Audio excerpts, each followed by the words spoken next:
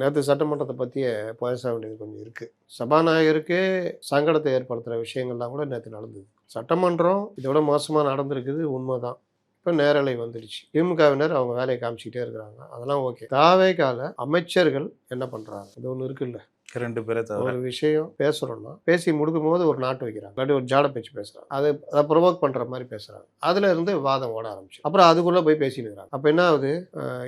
அந்த நேற்று தான் சட்டமன்ற வரலாற்றிலே 10 மணி நேரம் நடந்துருக்கு. 7:15 மணிக்கு முடிச்சிருக்காங்க. 9:30 மணிக்கு ஆரம்பிச்சு 7:15 மணிக்கு 7 மணின்னு வச்சுட்டா கூட 10 மணி நேரம் வரலாற்று சாதனை. சபாநாயகர் எல்லாரையும் பேச விடுறாரு, பண்ணுறாரு, எல்லாம் ஓகே. இந்த மாதிரி இடையிட்டு இது அப்புறம் மானிய கோரிக்கை தாண்டி வெளியில் மானிய கோரிக்கை மேலே பேசிக்கிட்டு ஒருத்தர் இருக்கார், எம்எல்ஏ பேசுறாருன்னா அதுல பதில் கொடுக்குறேன்னு அமைச்சர் எந்திரிச்சு பேசி அவர் ஒரு 2 வார்த்தை எக்ஸ்ட்ரா போட்டார்னா அதுக்கு திமுக அவங்களுக்கு சண்டை ஓடிட்டே இருக்கும். இவர் உட்காந்து வேடி பார்த்துட்டே இருப்பாரு. நடுவில் சபாநாயகர் மிஸ்டர் செந்தில் நீங்க பேசுறீங்களா என்ன அப்படின்னு சபாநாயகர் மறுபடியும் சண்டை. நீங்க பேசுங்க, நீங்க அவரு பேசாத சொல்லு பேசாத அப்படின்னு இப்படியே போய் அவருக்கு 20 நிமிஷம் 15 நிமிஷம் சொல்றாரு. இப்போ மற்றவர்களுக்கு 10 நிமிஷம். அந்த 10 நிமிஷத்துல இது எல்லாம் கணக்கிடப்பட்டு நீங்க உட்காருங்க, சுருக்கமா சொல்லி முடிங்க, நன்றி சொல்லி முடிங்க, அவ்வளவுதான். சொல்ல வேண்டிங்களா சொல்லுங்க, அவ்வளவுதான்.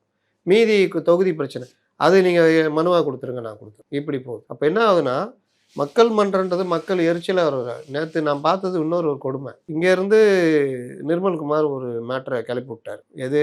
அந்த மாப்பிள்ளை அந்த இதெல்லாம் சபையில் இல்லாதவங்களை பற்றி பேசக்கூடாதுன்னு ஏற்கனவே விதி இருக்குது, நமக்கு தெரியும். உடனே அவர்கள் எழுந்திரிச்சு அவங்களுக்கு தான் இதான் காரணம் இருக்கு குதிக்க ஆரம்பிச்சோன்னா தங்கம் தென்னரசு ஒன்று பேச ஆரம்பிச்சு அவரும் சபையில் இல்லாத ஒருத்தரை பேசுகிறார். இன்னைக்கு லீமா ரோஸ் கண்டனம் தெரிவிச்சிருக்காங்க. ஒரு ஆதவர்ஜன் அவர்களை பார்த்து தானே பேசியிருந்தாரு மருமகன். யாருடைய ஹஸ்பண்டு? லீமா ரோஸ் ஹஸ்பண்டில் அவர். நாங்கள் முறையாக வரி கட்டி பண்ணிகிட்டு இருக்கிறோம், எங்களை இந்த மாதிரி இல்லாத ஒருத்தர் இது மாதிரிலாம் பேச தவிர்க்கணும் அப்படின்னு அவங்க. இது ஓடும் பொழுதே உள்ளேருந்து இறங்கி வந்து கத்தி கூச்சல் நடக்குது. அமைச்சர்களை அடக்கிறதுக்கே சபாநாயகர் கஷ்டப்படுறாரு. சில விஷயங்கள் சொல்லும் பொழுது அமைச்சரே உட்காருங்கன்னு சொன்னாலும் பேசுகிறத பேசித்தான் உட்காருங்கன்ற மாதிரி பண்ணுறாரு. கொறடா அவர்களே, ஆளுங்கட்சி கொறடா அவர்களே உட்காருங்கன்றார். கொறடாவுடைய வேலை அவர்களை கட்டுப்படுத்துவது. அவரும் சேர்ந்து வந்து எந்திரிச்சு பண்ணியிருந்தா இது எல்லாம் ஜனங்க பார்த்துக்கிட்டு இருக்கிறாங்க. என்ன நீ திமுக ஆதரவாக பேசுகிற? திமுக அவ்வளோ பண்ணோம், அப்போ தாவேகா வந்து சும்மா இருக்கணுமா? திமுக கண்டிக்க மாட்டியா அப்படின்னா திமுக கண்டிக்கிறாங்க. தாவேகாவும் அந்த ஒர்க்கை பண்ணணும். சும்மா நாங்கள் வந்து பண்ணுறோன்னா தாவேகாவினர் ரசிப்பாங்க, தாவேகா தொண்டர்கள் ரசிப்பாங்க, பொதுமக்கள் பார்க்குறவங்க ஒரே குட்டையில் ஒரு மட்டைகள் முடிவு பண்ணுவோம்.